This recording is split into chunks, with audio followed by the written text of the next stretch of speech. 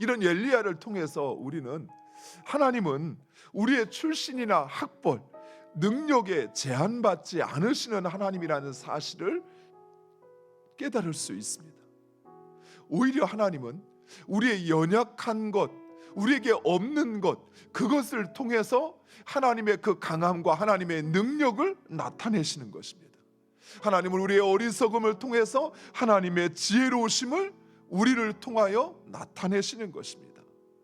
사랑하는 성도 여러분, 내가 뭐가 없어서, 내가 힘이 없어서, 내가 능력이 없어서, 또 내가 이것이 없어서 못하겠다라는 말은 오히려 그 하나님을 제한하는 것이에요. 우리 하나님은 우리에게 있는 그것으로 일하시는 분이 아니라는 것입니다. 그러나 그 하나님이 보시는 단 한 가지 것이 있습니다. 그것은 바로 순종입니다. 비록 나의 출신과 학벌이 떨어져도 순종하면 하나님께서 그를 통해 역사하십니다. 비록 내 능력이나 지식이 부족해도 순종하면 하나님께서 그를 통해 일하시는 것입니다. 비록 내 자격이나 내 조건이 안 되어도 순종하면 하나님께서 그를 인정하시는 것입니다. 엘리야 시대는 우상과 타락이 극에 달하던 시대였습니다. 왕도 백성들도 하나님을 인정하지 않고 그 하나님을 두려워하지 않았습니다. 그래서 하나님께서 그토록 금지하셨던 여리고성을 건축하는 일도 아무렇지 않게 행하였던 것입니다.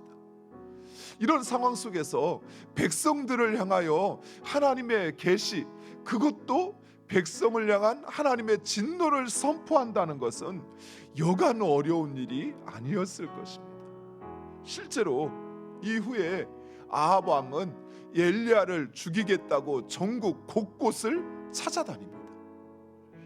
하지만 엘리야는 여호와 하나님의 살아계심을 두고 백성들에게 그 가뭄의 재앙을 선포했던 것입니다. 하나님은 바로 이러한 순종하는 엘리야를 통하여 일하셨던 것입니다. 순종하면 하나님께서 하십니다.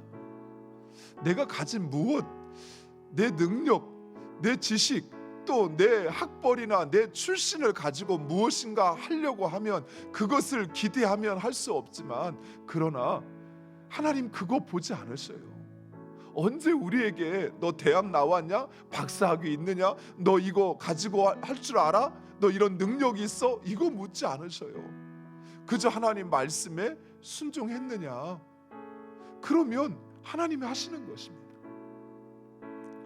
더욱이 이스라엘은 우리가 아는 것처럼 강수량이 그리 많지 않습니다. 강수량이 적어요. 우리 한 일주일 비 좀 많이 내리면, 일주일 내릴 정도 내리는 비면 이스라엘 1년 내리는 비와 이슬의 양과 맞먹을 정도로 강수량이 많지 않고, 또한 그 토양이 석회질로 구성된 구릉지대가 대부분입니다. 그래서 저수지에 물을 가둘 수가 없어요.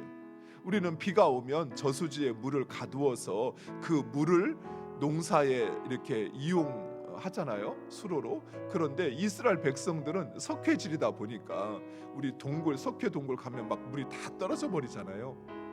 그런 것처럼 비가 와도 물을 가둘 수가 없고 그 물이 다 새서 흘러가 버리는 것이. 그래서 바다로 가버리기 때문에 그때마다 비가 내려야 되고 이슬이 내려야 농사를 짓고 그 생명을 유지할 수가 있는 것입니다. 비가 내리지 않으면 이스라엘은, 가나안 땅은 더 이상 젖과 꿀이 흐르는 땅이 아니라는 것입니다.